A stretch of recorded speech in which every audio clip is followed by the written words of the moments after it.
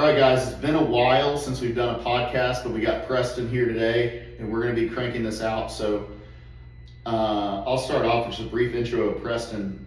He's someone I've worked with now for almost 2 years, and basically he has now partnered with us here, and we're glad to be working together again. We worked together a while ago.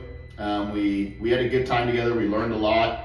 It was at the beginning of his sales career in roofing back then, and we got to teach him a lot. We learned a lot from him, and getting him into the industry, I think, was great, and it's why we are here today, of course. But we ended up parting ways, not because of any issues or anything. You know, our lives just took two separate directions, and then we got brought back together here the last few months, and have really started hitting the ground running with recruiting.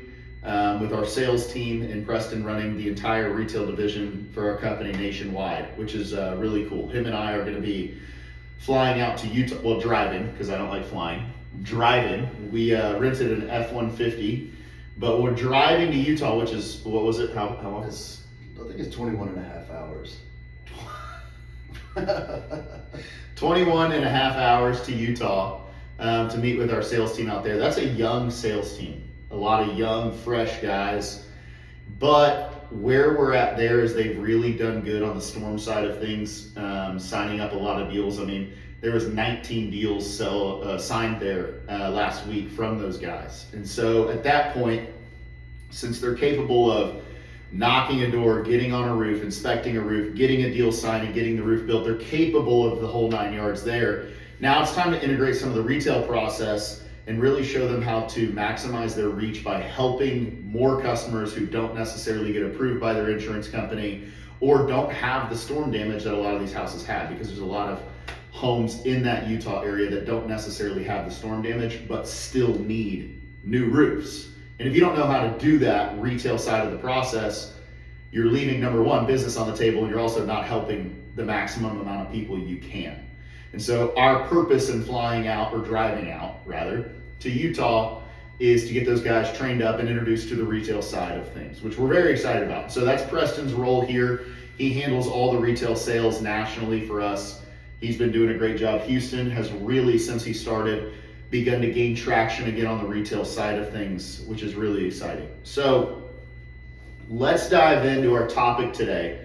And it's going to be based off a Facebook post that I made last night, actually. And it's just a topic of conversation that's been pretty fresh to us here. Well, you know what? I've been talking a lot. Why don't you intro yourself a little bit so everyone who's listening knows who you are?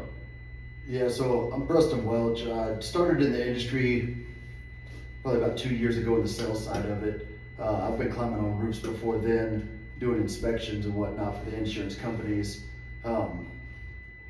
In and out of the oil field, up and down with it. Finally got tired of that trend. I worked my way to the top, saw where that kind of capped out, and it still wasn't sustaining the lifestyle that I wanted or where I wanted to be. I had that conversation with Reed. He introduced me to sales, which I got really interested in, seeing that there's a no cap as long as you're willing to put in the extra work that most people won't, which I feel like I'm bred to do. So that's natural occurring in myself, and I try to instill that in the people that we have that come in, especially in the youth today, man. Everybody's here for instant gratification and can't really deviate from that. I don't think any fault of their own. I think it's just pre-programmed into them. But I guess our obligation is to show them, like, hey man, if you're able to work through the hard times, on the other side of that is where the real magic happens. For sure.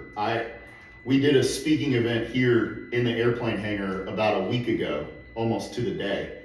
And one of my main topics of conversation was why I think the biggest reason that people get into this industry and don't succeed or fizzle out is exactly what Preston said. It's that desire or need for that instant gratification. The examples I gave, if I want groceries at my house, no longer are the days that I have to drive 15 minutes to the grocery store, stand in line, go pick out my groceries and all that shit. I can go on my phone, click a few buttons, select what I want in my cart, and within 30 minutes they're at my door. Or you can pull up into a parking spot and they load it in your car for you. I don't know, some of us have probably done that. right? Even from the way we get groceries to the way we send messages, communicate, search things up online, search for new information, YouTube videos. And I think the worst one, which is destroying society from a wide age range too. It's not just young people, is the TikTok and Instagram, instant dopamine reels that go out, right? Because the more and more you watch, what happens? Your feed gets more and more customized to what you want to see, what you like, what you engage with, what you save. And then next thing you know, that dopamine hits. Right. And it's just like, I'm going to go get in my truck after our podcast here. Do I have to sit through 4 commercials on the new 93Q or on a radio station before I hear one song that I want to hear? Nope. Just type in Sexy Red and get it going right Just there. type in Sexy Red and get it going right there. That's it. I can hear whatever I want instantly. Preston was blaring Sexy Red this morning in my office, so that's why he brought that up. So anyway, the post that we wanted to discuss today is, and I'll read it just so we're all on the same page. The quote is from Plato. It says, "No one is hated more than an honest man." And what I wrote about it says, being honest with yourself and your team sometimes gets uncomfortable. Embrace it. How your team or the individual receives the hard conversation is completely out of your hands. It is your responsibility as a leader, business owner, or whatever your role is, to be honest and not sugarcoat anything. Or even worse, let the specific problem linger. It will offend people, but not the right people.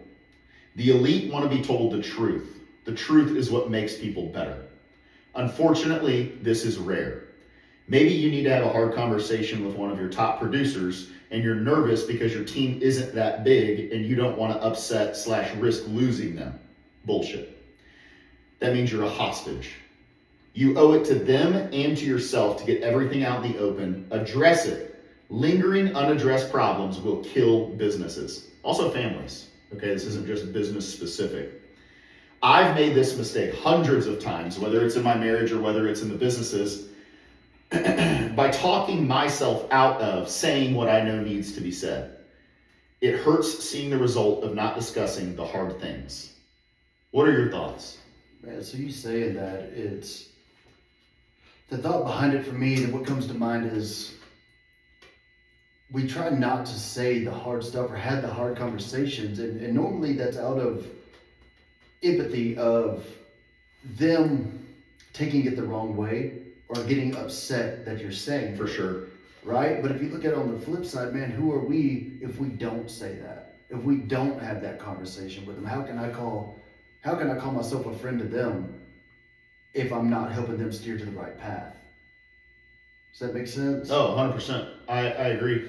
And in business, if you are in a leadership role, you're there because it is your duty and responsibility to have those hard conversations. And now I refer to my finishing statement where it says, I've made this mistake 100 times or hundreds of times. And I feel like it's truthful, and you maybe not, your personality is different than mine. But when I was younger and leading teams of people on the sales side, it was more so I wanted everyone to look up to me and like me. And when I saw a problem or someone not doing what needed to be done to get the result they say they want, I would maybe let the problem linger out of fear that saying what needed to be said would create animosity between the two of us. And never once has letting something like that linger resulted in the problem getting solved, only letting the problem greaten. And I found that. And then you take it a step further into your personal life, I feel like, in a marriage. If you expect, and this is just an example, if you expect a certain level of communication out of your spouse and you're not getting that level of communication, that is something that needs to be brought up. Letting that linger is only going to create more and more animosity between you and your spouse and distance the relationship, right? And that's just one example of many.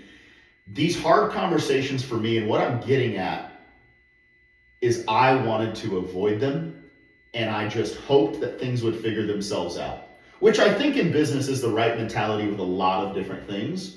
But when it comes to making the individuals that you work with and you help, and that it is your responsibility to help, you can't just let shit work itself out. You need to address it head on. Yes, right? Absolutely. Yeah, but I think there's also a delicate way to approach that as well. If you preface the conversation with like, hey man, this is my intent behind the conversation we're about to have. Oh yeah. Preface it with that, Oh, and yeah. then lean into it. Now, what are your thoughts behind what I just said, or how do you feel we could get better in this scenario? Because you never want it to seem like, hey, I'm going to push this on you because this is my thought process and this is how I think it should go. Because I don't know exactly what your thought process is and why you're making the decisions that they're making. So if you can come to a middle ground compromise, or at least have that conversation and see, oh, this is why you're doing that. Well, let me explain to you why this way that I'm telling you to do it is going to help you in that area. It's so similar to sales. Pretty much everything is. Very true. Pretty much everything Very is. true. Because, I mean, at the same time, they're set in their ways, or they have a very strong mindset on, like, this is why I'm going to do it, and I'm going to do it this way, regardless if the outcome that they're wanting is coming out of it or not. Mm-hmm. But if you just stand back and watch that happen, you're A, going to watch them fizzle out, or B, explode. Yeah. Because it's all retained in. Yep. So if you can address that, pull it out of them, and then have that mutual conversation, which it doesn't need to be combative, but if you can get the point across of like, okay, look, we're on the same team here, let's tackle this together. Mm-hmm. This is my point of view, this is how I think it should be done, what are your thoughts? And then you can always come to a middle compromise. I agree. I think there is definitely a correct way to structure these conversations. Where I struggled in the beginning is keeping emotions out of those conversations. And I feel like that was really tough for me, because usually when those tough conversations need to be had, it's because something happened or something is happening that isn't good for the business or isn't good for something that's going on with the business or in the marriage. And a lot of times, as someone who, as a leader, you probably care for the business more than most of the things in your life, right? That's one of our faults, right? And if you care so much about this so-called baby of the business or whatever it is that you're wanting to have a hard conversation about, you can't help but get a little upset, a little frustrated, and things like that. And if you carry those emotions into that conversation will inevitably go poorly. Yeah. Absolutely. Yeah, every time. On that same point, it's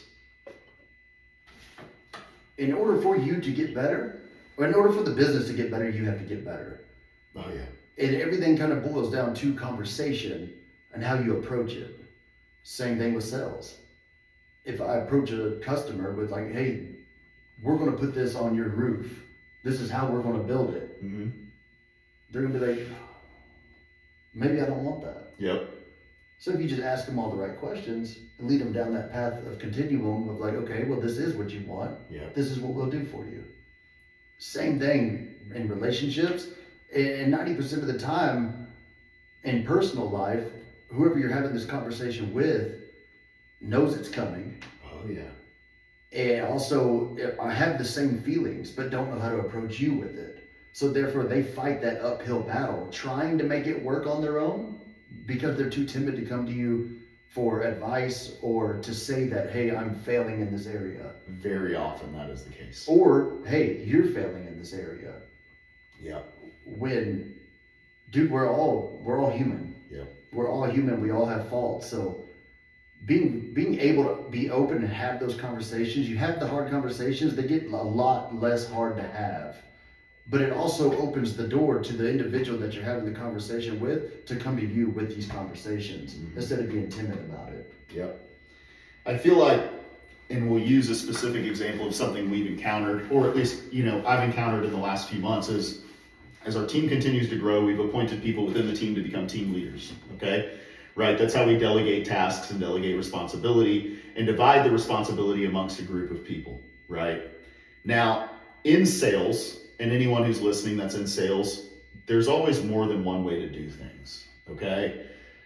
But the thing is if you're at a good structured organization, you're taught the same way. Now, not everyone learns the same way, so you may be taught in specific, different frequencies and instances and different patterns, but you're gonna learn the same process. So the example I'm trying to get at is, let's say we have a market outside of Texas, and we have a team leader, we have 6 guys there. Well, we did a Zoom training or an in-person training with 6 of those sales reps, but then they go out with their team leader and they come back and report to us, hey, the team leader's closing deals, but he's doing things different than the way you did it, right?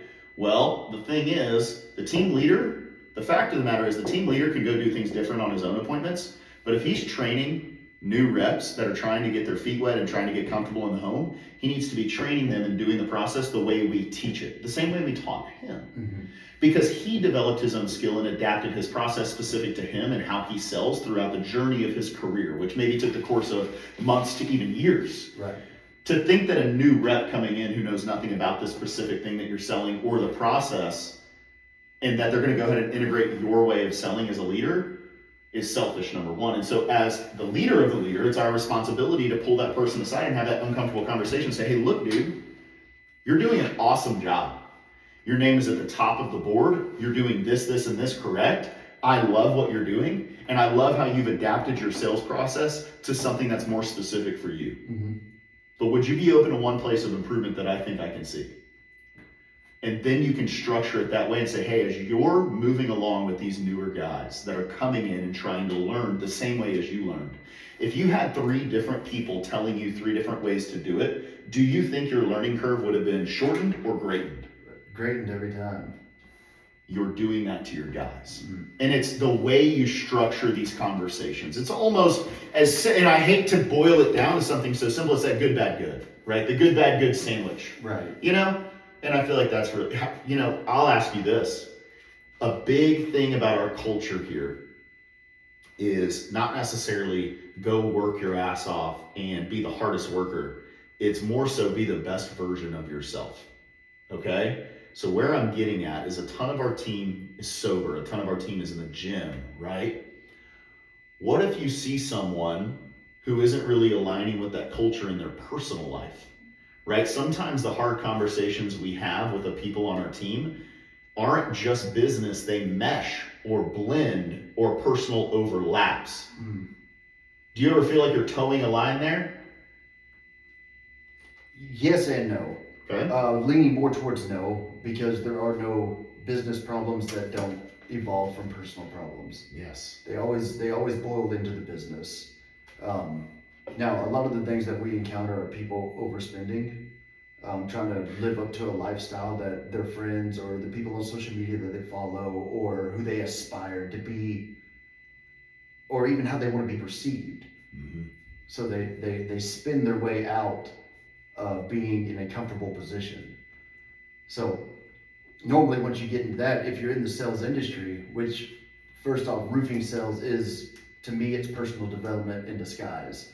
Everything that you implement here is only going to better yourself, and then to what degree you better yourself is how you will succeed in this business.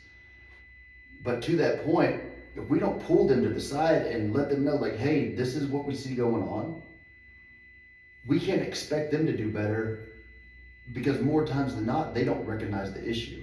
They don't recognize the problem. They don't recognize that that could be a problem. Yeah. Because that's what their I guess what you could call their diet consists of. Yeah. What they watch, what they listen to, what they see on TV, all of that is what they're consumed. So that's the output they give.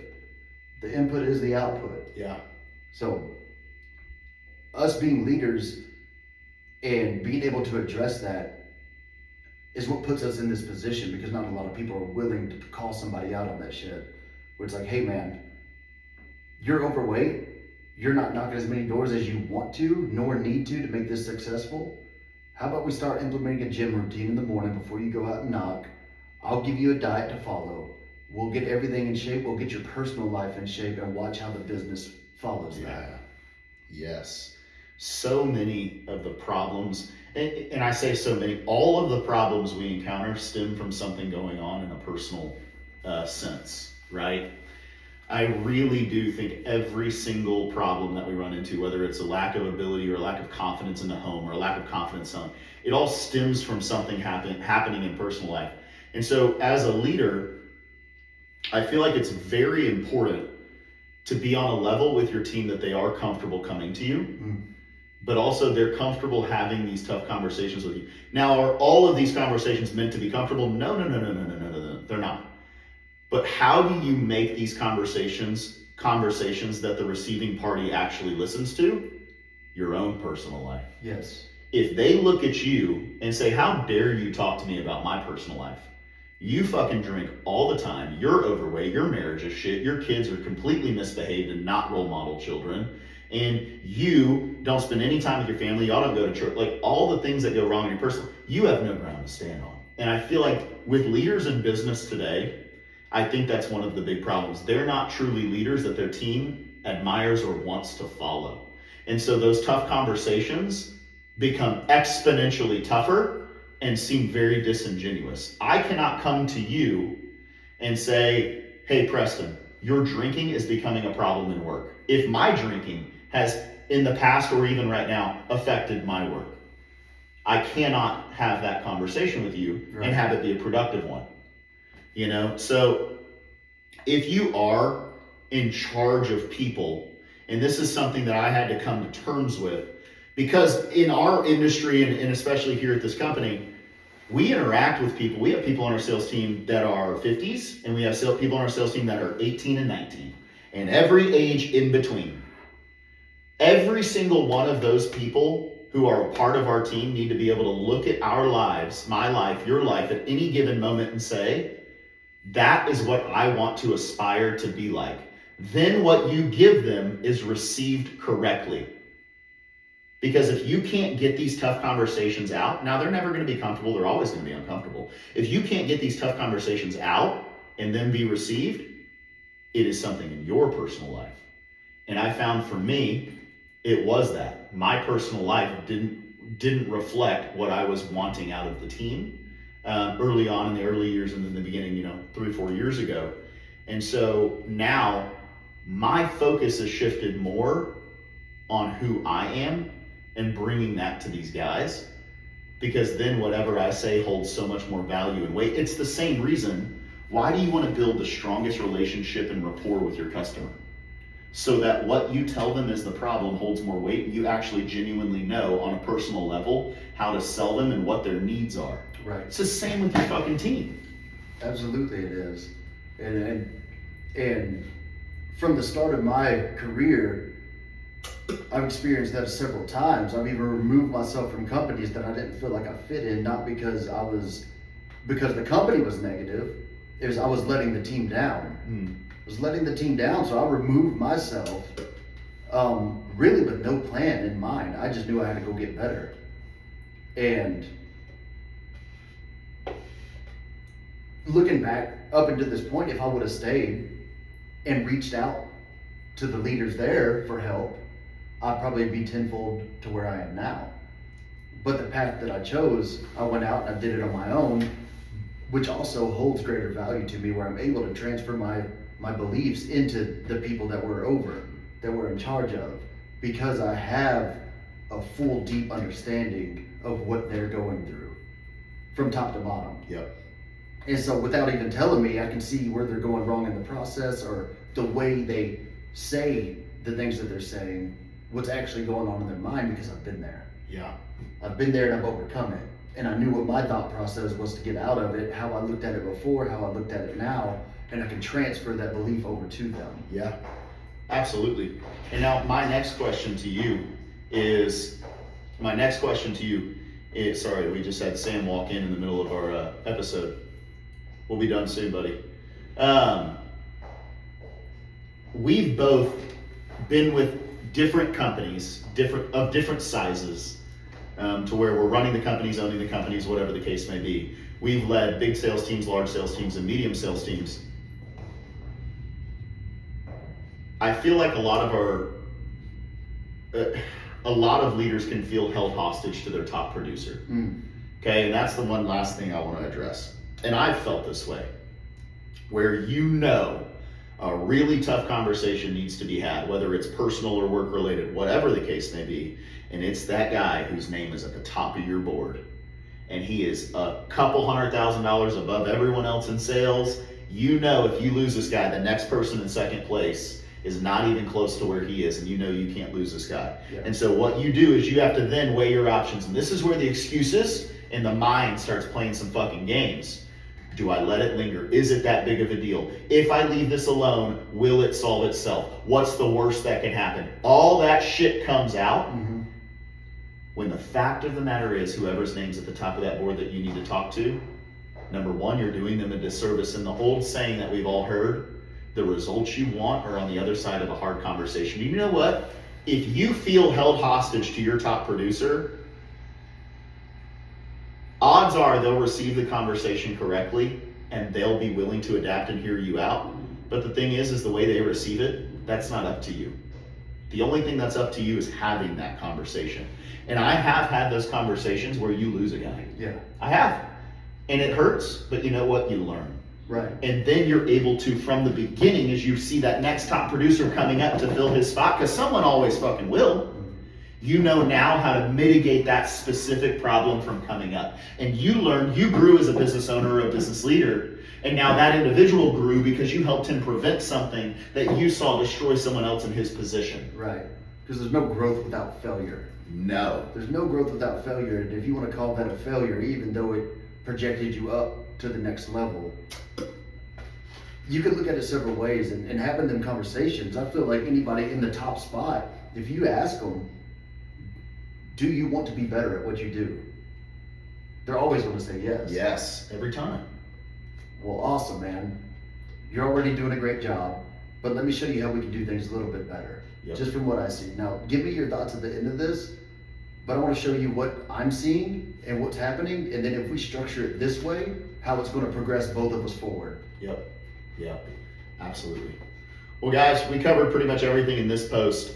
The next few episodes, we'll just break down some of my Facebook posts. If any of you guys are listening and want to comment on one of my posts and give us a topic, I've had that happen in the past as well, where you guys want a topic for us to discuss, feel free to chime in on the comments on Facebook or Instagram. And then you can find Preston on Instagram and Facebook, Preston Welch. What's your Instagram? It's Preston_Welch. It was Oilfield Bodybuilder, wasn't it? It was, yeah. Why is that funny? I don't know. I saw, whatever. Fuck it. All right.